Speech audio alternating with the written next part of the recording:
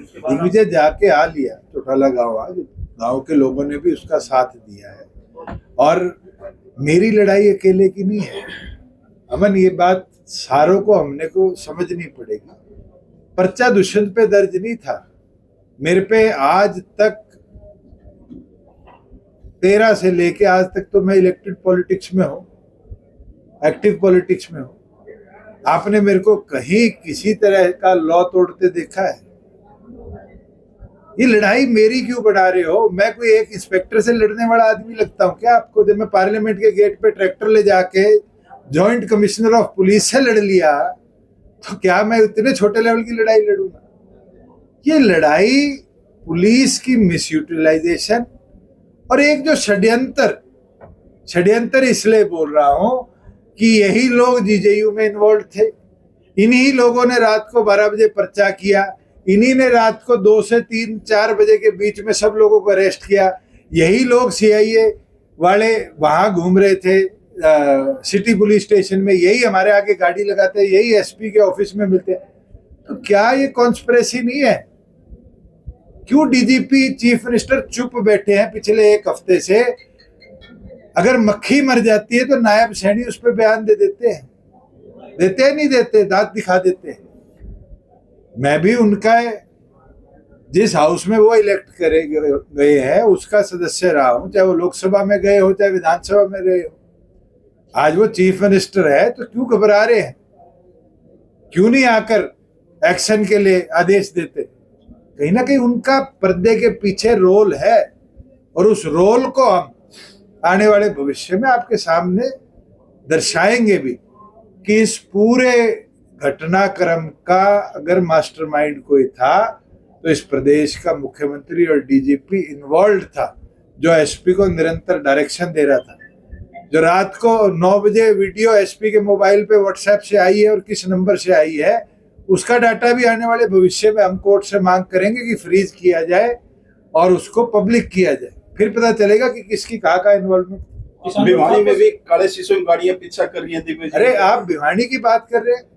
कल रात को 3 बजे सिरसा के अंदर जाट धर्मशाला में काले शीशे की गाड़ी तो छोटो AK-47 लेके दीवार कूद के लोग आ गए। जाट धर्मशाला वालों ने आज एसपी को कंप्लेंट करी है।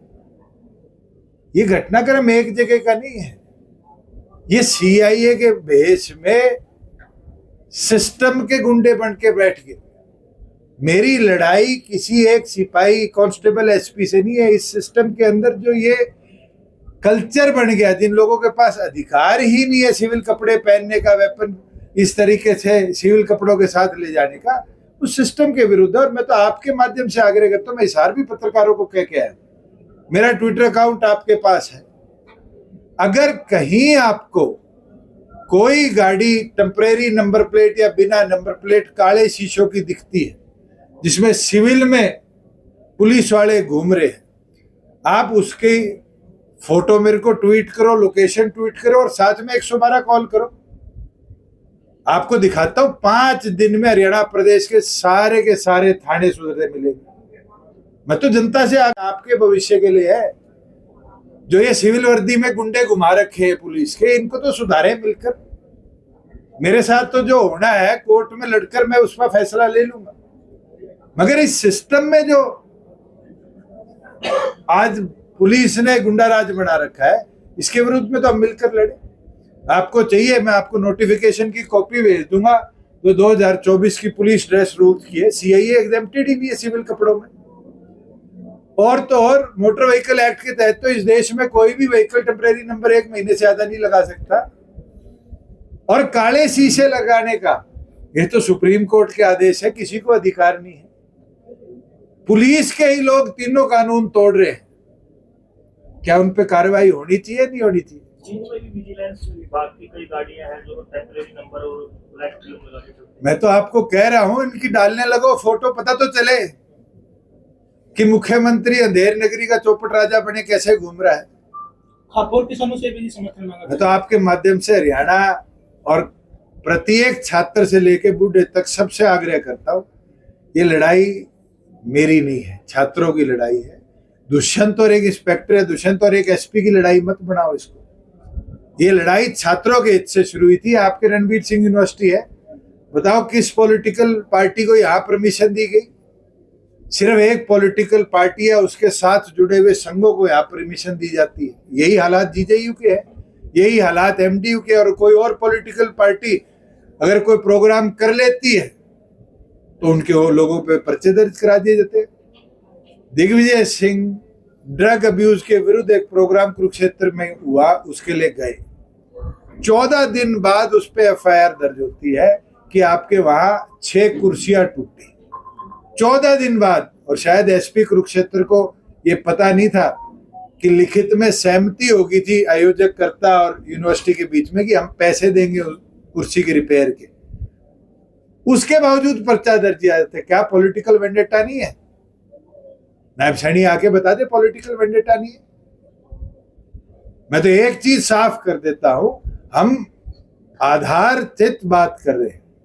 मेरे पास तो हिसार के सिटी थाने से लेके एसपी ऑफिस तक जितने कैमरे हैं जिनकी पुलिस वीडियो नहीं डिलीट करा पाई, सबकी सीसीटीवी फुटेज है।